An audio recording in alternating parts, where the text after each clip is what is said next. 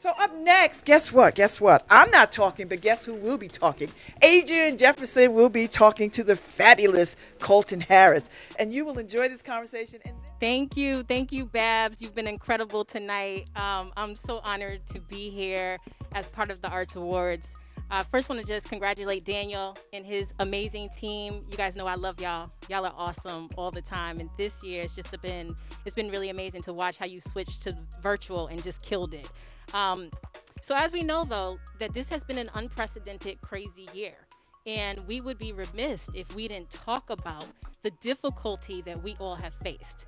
We've been battling two crises: a pandemic that is still going in this very moment, where we have lost many lives and been in the worst financial crisis since the Great Depression.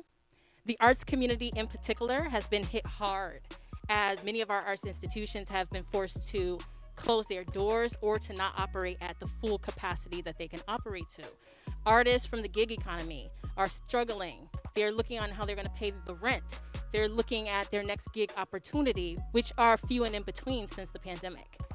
Then there's the second crisis, which is by no means a new crisis, but an ongoing one: the fight against police brutality and white supremacy, the fight to achieve racial justice and racial equality in this nation.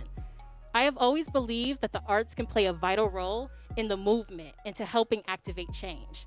The arts can be at the forefront of dismantling systems and shifting culture.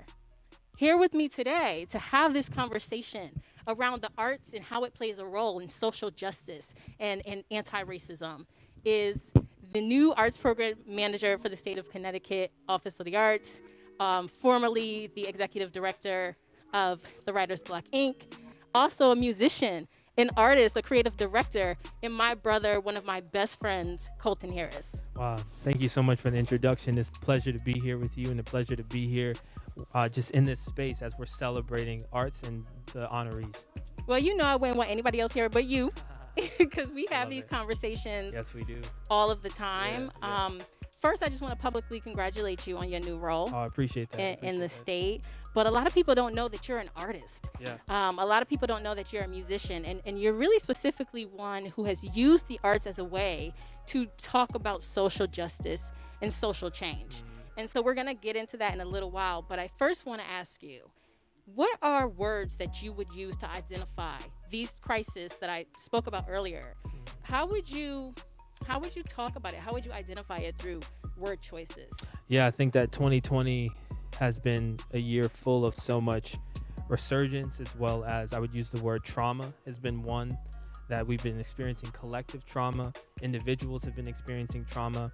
Isolation comes, but there's also been this weird intersection between isolation, but also a lot of community and engagement. And there's just been a lot of loss, but also triumph. So I think that 2020 will forever be known as the year of the dichotomies, like both of these two existing and statements that work together, even though they seem to be on the opposite side of the spectrum. Yeah, absolutely. And you know what it makes me think about?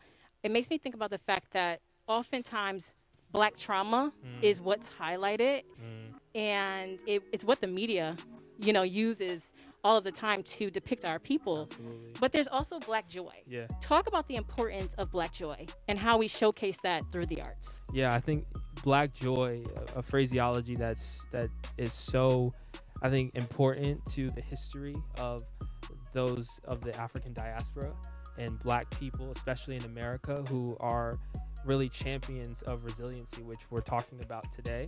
And I think that that resiliency has always been rooted in joy. I think that the home that I grew up in, as well as the lineage that I come from, is just completely filled with folks who led with joy, led with love. And it was through that joy that we all believe came from a supernatural place. Was really what sustained us and really what has led us through all of these struggles and these traumas. And I think that when you think of laughter, when you think of music, you think of joy, especially Harlem Renaissance, right? But even in contemporary day and ages, other artists and musicians Hip-hop. making hip-hop, making work, making art and poetry, dance, movement, everything in terms of just the arts has been so crucial into that healing process, right? Negro spirituals, like how do we get through? We shall overcome. But just also just having fun and being able to just be human. I think the arts have played a role, and Black Joy has played a role in humanizing Black people in a society that's continuously trying to strip them of their humanity. And it makes me think about you, humanizing you as the individual outside of your role, you as Kolton, the Black man. How have you been doing during this time in the midst of these two crises? Yeah, I think that this year has been filled with a lot of hope, but then there's been a lot of pain. I mean, starting with the first instance of pain that I experienced was losing Kobe Bryant, actually. Right, to have such an iconic, heroic figure. And that was before 2020, right? Yeah, it was like right at the beginning, right? So it's like we started off 2020 with that, and then it just seems like there was a snowball of just so much Black blood in the streets, as well as just like Black people dying in their souls. And for me, I was experiencing a lot of that internally and questioning a lot of things and having an existential crisis here or there. But so blessed to have a family that's so rooted in faith and each other in such a way that we've been able to get through it together. But yeah, it's been a year that's really hard to process, because there's always, every day there's new things to process. And so your coping mechanism has been what? I would say one of the main tools that I've been utilizing has been making art and creating, and spending a lot of time with folks who are also invested in wanting to innovate and create, and to do everything that we can to maintain our humanity. Because a lot of these conversations, even about anti-racism and whatnot, sometimes when you're engaged in them too long as a Black person, you can start to feel like a spectacle. And I think the goal is always to be human. Yes. So just art has been a really, really important part of that, and rooted absolutely in my faith. Okay. Well, let's talk a little bit about what the arts can do more of. You and I often discuss how the arts can be used as a tool to activate change, to activate justice. What are we not doing enough of? Yeah, I think the main thing I would say, ironically, is that the arts are not doing enough art. And I think we're having a lot of great conversations and panels. Wait, roll that back. Say it again. The arts are not doing enough art. You have to explain this for this group of artists and creative people who are watching right now. Yeah, for sure. I think that we're having a lot of great conversations, a lot of great panels, but we're talking so much to the point where a lot of people aren't doing the work. And as an artist or an arts organization, do art, make art. Representation is key.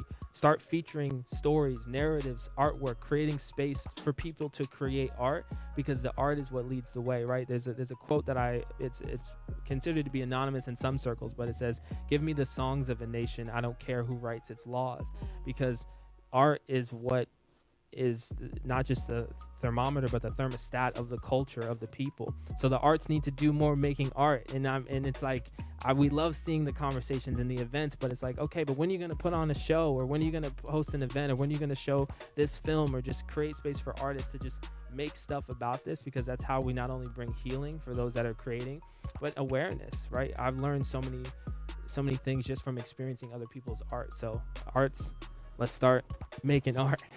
And arts plays an essential role in the movement in itself, right? Absolutely. Like, I'm always saying, like, all activists are not necessarily artists, but all artists have the opportunity to be an activist, right? We have the ability to dismantle unjust systems, oppressive systems. We just have to understand that power, right?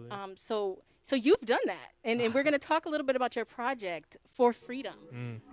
What inspired For Freedom, and what made you just say, you know what, I need to do this right now, release this EP, release this project? Talk a little bit about that process. Yeah, it was lightning in a bottle. It was a calling. It was a pull. That's the best way to describe it. As everything was going on, I started hearing music, hearing songs, writing lyrics, and creating with my collaborators to make this project that wasn't planned at all. I didn't come into this year thinking I was going to drop a project that was going to address these issues, but as the news started hitting me, I knew that it wasn't just for me. I knew I had a responsibility to the people, to give them anthems, to give them songs, to process, to heal, but also to sing in triumph and joy. And so each song really came in succession, and we just locked in and made the project. And then the title, really, For Freedom, is just the ways in which we're talking about the number 4, because there's 4 R's. We're talking about representation, we're talking about rights, we're talking about respect, and we're talking about the ways in which Black people can have more rights in certain spaces, right? More representation, like, and then those things are really what are at the heart of the project, and then everyone can listen to it and learn and grow and have fellowship together in that way. So it was really planned, and it really was a miracle the way it came together.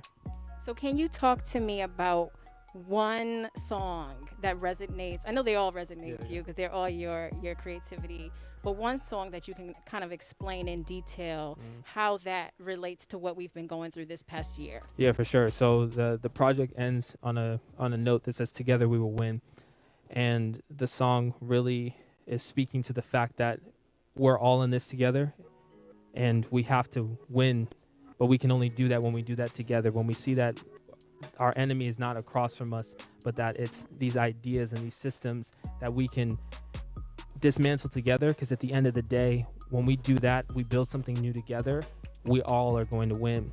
And I mean, that song, I could talk about it, but I could probably show it to you better. Okay, yeah, because I heard that you're going to be performing tonight. Yeah, we're going to do a little bit of that. So I guess we're going to roll into it. Yeah, I think we're going to roll right into it. So I just want to thank you for sitting down and talking to me. Thank you. And can't wait to see you performing. Yeah, all right, let's do it.